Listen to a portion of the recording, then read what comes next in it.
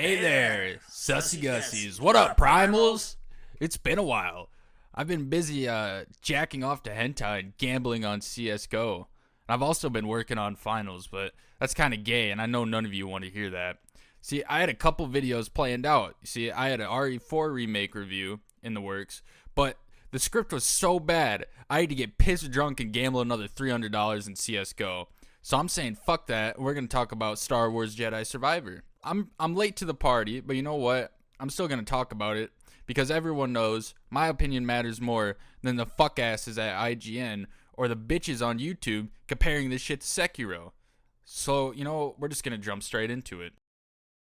First and foremost, though, before we even talk about the game, we need to talk about the performance. The goddamn performance. Because holy shit, when I launched this for the first time, I thought I was going to have a fucking stroke. Alright, the first planet, how do you pronounce that shit?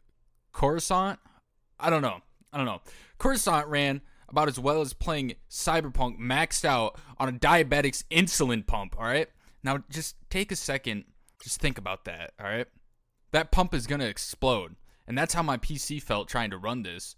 But you know, I knew that coming into this, alright? I enjoyed the first game, and I read the Steam reviews before buying it, and I heard the first planet runs like shit, and that it'll be better after that.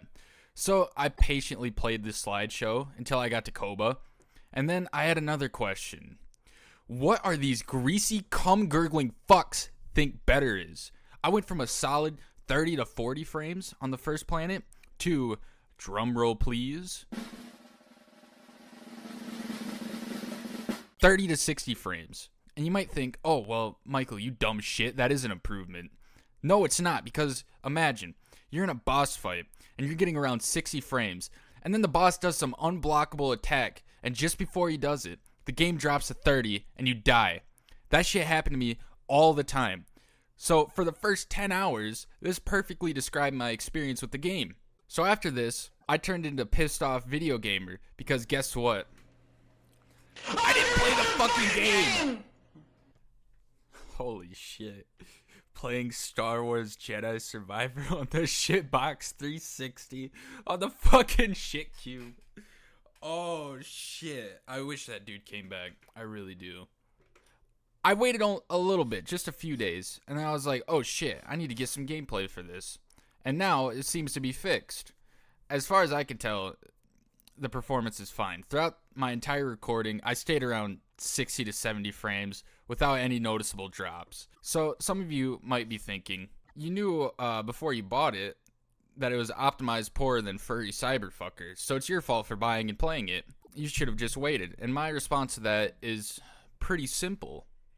We shouldn't even be having the conversation, because if it ran this shitty, they should have just pushed it back a couple weeks. All right, we're talking about fucking EA. They're worth over $30 billion because of some bots drooling over their nuts waiting for EA to release a new pack in Ultimate Team so they can make a shitty video of them opening it. It's not like they couldn't afford to push Star Wars back a little bit. These greedy fucking bastards just want to rake up all the money without caring about any sort of quality control. Also, I enjoy this little gambling thing I got going, alright? There's been games I've played where people say it runs like shit for them and it's unoptimized. And then I play it, and it runs perfectly fine. So I simply thought luck is on my side, and it'd work for me once again. But no, it was not the case. I knew I was in for it when I first launched the game, and you see like the title cards and shit with like the developers and publishers. That shit ran at 2 frames. It ran at 2 fucking frames, and same in the main menu as well. All right, whatever. I'm done venting about the performance, so we can just move on. The reason I call it the Nintendo shit cube, because it's a piece of fucking shit! So how is the actual game? Well, you know, it's good. I enjoy it. Looking past the performance, I've enjoyed the game itself. The combat's pretty fun. All the stances are cool as well. Although I do think they throw way too many stances at you too soon, and they don't give you enough time to use them all.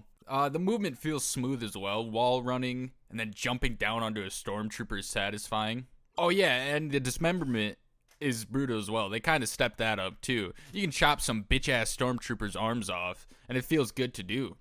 The bosses I've faced so far, they feel fine. A little bit on the easier side, which leads me to my only real complaint. The game just, it feels too easy. It's too fucking easy. I've been playing this on normal difficulty, and even then, it feels, it's just easy. Whoa, pause. This is mid-editing Michael speaking to you, and I just wanted to inform you that I did bump up the difficulty to Jedi Grandmaster, and my point still stands. The game feels even easier than normal. That's all I have to say. Enjoy the video. I've died maybe 7 or 8 times, and half of those were like major frame drops. And in the little over an hour I recorded this gameplay, I died once. And let me tell you, there's a video I saw, and the title said something along the lines of Star Wars Jedi Survivor is Sekiro, but with lightsabers. And I sat down, I leaned back in my chair, and I thought about it. And then I thought about it some more, and I came to this conclusion. Even on the hardest difficulty, Star Wars Jedi Survivor is a poor man's version of Sekiro. Someone who's too much of a bitch to play Sekiro. Alright, Star Wars is a Souls-like game. It's not a true Souls game. When I played Sekiro, I realized it's a glorified rhythm game. It's like fucking Geometry Dash, alright? It rewards being aggressive, striking when you can, and also being smart about it. Because the bosses in Sekiro, it feels like they adapt to your playstyle, and they'll counter it the best they can. And when I play Star Wars, I'm simply just waiting for their attack. I'm waiting for their attack to end so I can get a few hits in, and rinse and repeat until the boss is dead. And this isn't even a jab at Star Wars. I still enjoy it. I'm still having fun playing it. But you can't compare the two. You might also think, well, Michael, you're just like dick riding Sekiro. How about you stop gurgling From Software's dick and look at it rationally? And my rebuttal to that is no. No, I won't. But I'm starting to run out of things I gotta say. Gotta get off my chest. So I think the last thing I'll say is I think the story is cool. I don't know shit about Star Wars and all that, but I'm enjoying it. And right off the bat, in the very first cutscene, we can see Cal has matured and he's become a more daring person, willing to risk it all. Oh yeah, I just thought about this. Cal has not been making those weird ass faces like in the first game. Like he's getting pegged from behind, dude. Like Jabba the Hutt's like fucking him or something, dude. He doesn't make those faces anymore, so I guess that's a positive. I don't know, I kind of wanted to see it, but that's about it. I'm only 11 hours into the game. I haven't beaten it. I do plan on beating it soon, but I haven't yet. So I can't really say anything more than what I've already said. If you enjoyed the video, what should I do for this one? Go snort some oxy and go for a little cruise around town. And if you despise this video, if you hated it with every fiber of your being, drink a 175 of vodka and go for a cruise as well. Subscribe for a free iPhone 4S. I'm doing an iPhone 4S giveaway.